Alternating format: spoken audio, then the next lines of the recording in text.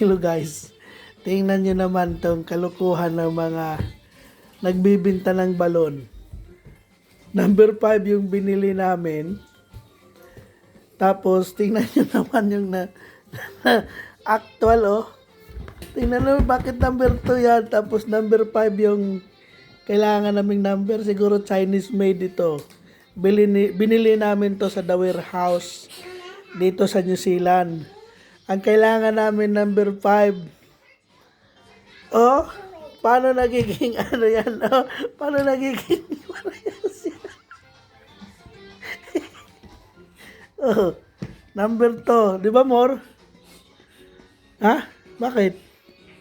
Wala na pag-asa yung utak mo. Bakit? Ayan! Ha? 5! Ay, wrong. Oh! Aw, Ay, paano ba? Oh, di ayan oh! 5! tama pala.